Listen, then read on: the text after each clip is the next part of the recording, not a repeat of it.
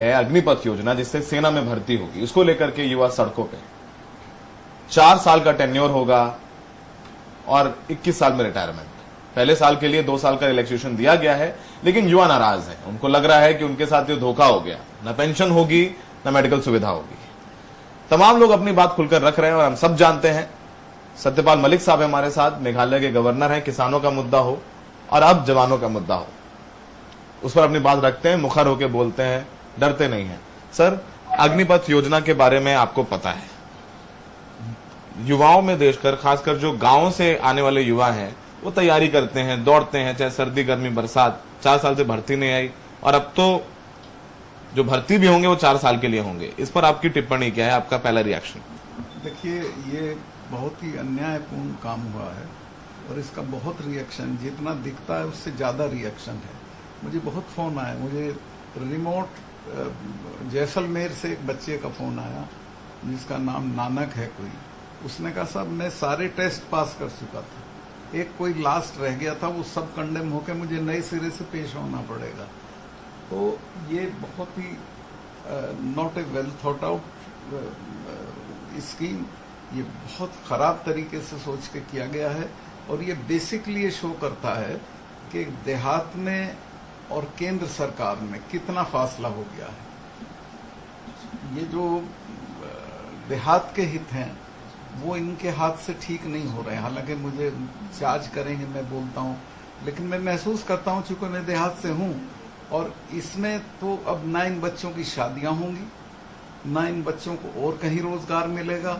एक पूरी पीढ़ी को आप तबाह कर रहे हैं। बच्चों का ये कहना है कि 21 साल में रिटायर जब हो जाएंगे, सरकार कहती है इनको और रोजगार मिलेंगे, आप वॉरफेयर में ट्रेन होंगे, आप युद्ध कौशल में ट्रेंड होंगे और आपको बाहर नौकरियां मिल जाएंगी। बीजेपी एक नेता है कैलाश विजयवर्गीय, उन्होंने मीडिया से बातचीत में कहा है कि जो युवा वहां से आएंगे उन्हें हम बीजेपी के दफ्तरों में गार्ड की नौकरी को लेकर प्राथमिकता देंगे। ऐसे बयान भी आ रहे हैं। सोचिए, आपका रिएक्शन इस पर हम जानना चाहेंगे कि एक लड़का है जो वर्दी पहनकर सेना में जाता है, सरहद पर रक्षा करता है और बीजेपी के दफ्तरों की रक्षा करेगा।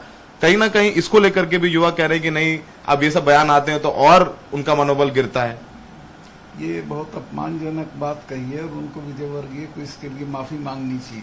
फैक्ट तो ये है कि विजयवर्गीय गार्ड बनने लायक, वो लोकतंत्र की वजह से एमपी हैं, लेकिन वो आप उनके बारे में मालूमात कर लें, वो हैं इस लायक के वो गार्ड बने। और ये बच्चों का अपमान है कि वो 4 साल की नौकरी के बाद आप उसको गार्ड रखेंगे, या उसको आप बड़ा भारी लॉलीपॉप दे रहे हैं कि हम गार्ड रखेंगे। और इससे इतना एलियनेशन हो रहा है जो इनको अंदाजा नहीं है। तो क्या अपील करना चाहेंगे?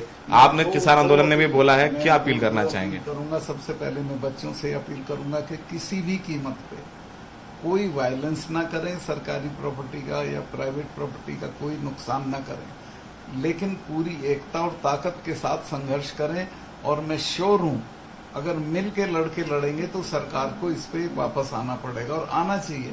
इसको कोई इशू नहीं। मैं प्रधानमंत्री जी से भी हाथ जोड़ के प्रार्थना करता हूं, आप बड़े हैं, आपका कुछ नहीं बिगड़ता है अगर आप झुकते हैं या आप अपना स्टैंड बदलते हैं। ये बहुत गलत काम हुआ है, इससे जितनी जल्दी वापस हो जाए उतना अच्छा रहे। अपील तो कर रहे हैं मलिक साहब। अक्सर आपके बारे में जब हम आपसे बात करते रहते हैं, हम आपके भी शुभचिंतक हैं, तो आप अक्सर जब इंटरव्यू दे देते हैं तो आप पर बड़े जो है सवाल उठाए जाते हैं कि भाई अपनी सरकार के खिलाफ बोल रहे हैं, सरकार ने आपको गवर्नर बनाया, पहले किसानों पे बोला, अब जवानों पे बोल रहे हैं, तो आपके बारे में सवाल उठने लग जाते हैं, आपके कृत्य के बारे में आपको क्रिटिसिज्म झेलना पड़ता है। इस पर आप क्या कहेंगे? देखिए, इस पे मेरा ये कहना है, पहली चीज तो ये कि मैं सरकार के खिलाफ नहीं बोल रहा हूँ। मैं चाहे किसान आंदोलन बोला हूँ या अब बोल रहा हूँ, ये दोनों चीजें जो मैंने बोली वो सरकार के हक की हैं। सरकार अगर उस पर विचार करेगी तो उसका फायदा होगा। दूसरे ये कि उन्होंने मुझे बनाया, वो मुझे मना कर दे, मैं फौरन छोड़ दूंगा। मैं तो किसी दिन उसको लेके बैठा नहीं हुआ हूँ। मैंने पहले दिन से कहा है कि अगर सरकार मेरी बात से नाराज है और सरकार में जिन्होंने बनाया है वो ये कह दें भाई सत्ताल वी आर अनकंफर्टेबल, तुम छोड़ दो, तो एक भी दिन नहीं लगाऊंगा। लेकिन मैं अपने वर्ग इंटरेस्ट को, अपने लोगों के, नौजवानों के, किसानों के सवालों को छोड़ने वाला नहीं है। किसानों की इमरजेंसी आज लगाई गई थी इतने साल पहले, आप भी जेल गए थे, तब भी सरकार के खिलाफ बोल रहे थे, आप भी सरकार के खिलाफ बोल रहे थे। बहुत फॉन्ड मेमोरी है, चूंकि जो पहली शाम थी 25 और 26 के बीच की, उसमें जो रामलीला ग्राउंड में मीटिंग हुई थी जिसमें जेपी खुद मौजूद थे, उसमें चरण सिंह जी के पैर में दर्द था तो उन्होंने मुझे भेजा था।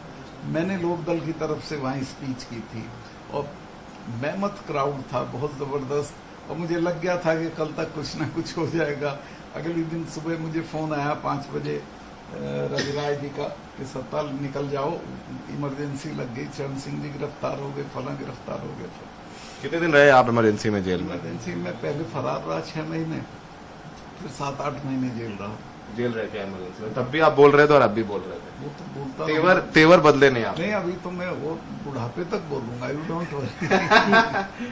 तो मलिक साहब अपने चिर परिचित अंदाज में उनका कहना है कि ये जो अग्निपथ योजना है वो बताती है और दिखाती है कि सरकार और गांव के बीच फासला बढ़ता जा रहा है। सरकार को पता नहीं है कि गांव में लोगों की जरूरतें क्या हैं, उनकी इच्छाएं क्या हैं और वहां का युवा क्या सोच रहा है। उनका कहना है कि इस योजना को सरकार को वापस लेना चाहिए। प्रधानमंत्री से अपील भी कर रहे हैं और युवाओं से यह अपील कर रहे हैं कि वो हिंसा ना करें। सहयोगी पवन कुमार के साथ दिल्ली में सौरभ शुक्ला, एनडीटीवी इंडिया।